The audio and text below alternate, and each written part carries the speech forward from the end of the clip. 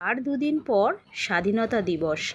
আমরা কিন্তু মাছে ভাতে বাঙালি, তো স্বাধীনতা দিবসের দিনে যদি এই রকম একটা রেসিপি থাকে একদম জমে যাবে। বানিয়ে ফেলুন পাতুরি রেসিপি, তাও আবার ইলিশ মাছের। এইভাবে বানালে খেতে কিন্তু দুর্দান্ত স্বাদের হয়। বাড়িতে একবার ট্রাই করে জানাবেন আপনাদের কেমন লাগলো। কমেন্ট করতে কিন্তু ভুলবেন না। নমস্কার বন্ধুরা, টেস্টি অ্যান্ড ওয়ান বাইট চ্যানেলে আপনাদের স্বাগত। প্রিয় বন্ধুরা, কেমন আছেন? আশা করি আপনারা সকলেই ভালো আছেন। আজকের রেসিপি ইলিশ মাছের পাতুরি। এর জন্য আমি এখানে সর্ষে নিয়ে নিয়েছি। এখানে সাদা এবং কালো দু রকমের সর্ষে, 4টে কাঁচা লঙ্কা দিয়ে আমি পেস্ট করে নেব।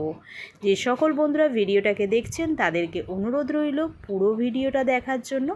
আর রেসিপিটা ভালো লাগলে অতি অবশ্যই লাইক, সাবস্ক্রাইব এবং শেয়ার করতে কিন্তু ভুলবেন না। পুরনো বন্ধুরা যারা রেগুলারলি আমার রেসিপি দেখে থাকেন এবং সুন্দর সুন্দর কমেন্ট করেন তাদের কিন্তু অসংখ্য অসংখ্য ধন্যবাদ। আর অতি অবশ্যই বন্ধুরা এই পর্যন্ত যারা দেখেছেন একটা লাইক দিতে কিন্তু কেউ ভুলবেন না। তো প্রথমে আমি পাতাগুলোকে হালকা আছে সেঁকে নিলাম। এরপরে আমি মাছগুলোতে লবণ আর হলুদ দিয়ে মাখিয়ে নিচ্ছি। আপনারা আপনাদের পরিমাণ মতো দিয়ে মাখিয়ে নেবেন। মাখিয়ে নিয়ে 10 মিনিট মতো এটাকে রেস্টে রেখে দেবেন। তাহলে কি হবে, লবণটা কিন্তু এর মধ্যে প্রবেশ করবে আর খেতেও ভালো লাগবে। এরপরে দিয়ে দিলাম আমি যে সর্ষে কাঁচা লঙ্কা বেটে রেখেছিলাম, সেটাই দিয়ে ভালো করে হাতের সাহায্যে মাখিয়ে নিচ্ছি। এরপরে দিয়ে দিলাম সরিষার তেল, প্রায় 1 চা চামচ মতো এখানে আমি সরিষার তেল দিয়ে ভালো করে আবারও মেখে নিলাম। মেখে নিয়ে এবারে আমি এটা রেখে দেব।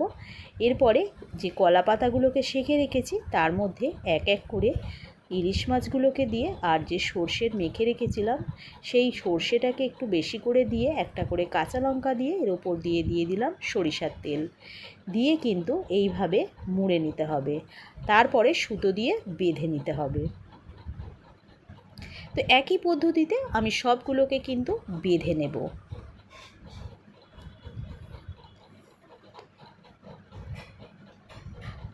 কাঁচা লঙ্কাগুলো একটু চিড়ে দেবেন, তাহলে কিন্তু খেতে ভালো লাগবে।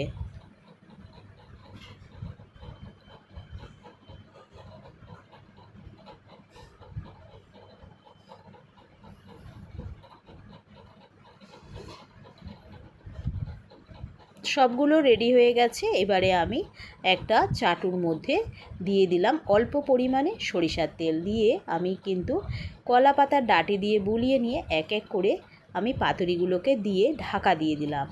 কিছুক্ষণ বাদে আমি এগুলোকে উল্টে দিচ্ছি। একদম লো ফ্লেমে রেখে এগুলোকে করে নেবেন।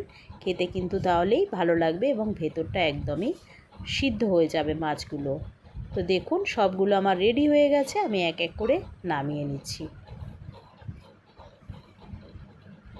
এইভাবে বাড়িতে একবার ট্রাই করবেন, আশা করি আপনাদের গরম ভাতে স্বাধীনতা দিবসের দিনে একদম জমে যাবে।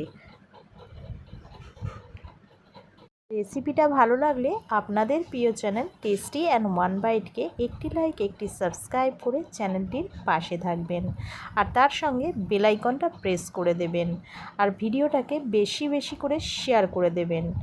আর আমি আবার একটা নতুন রেসিপি নিয়ে হাজির হব। ততক্ষণ আপনারা সুস্থ থাকবেন, ভালো থাকবেন। টাটা বন্ধুরা।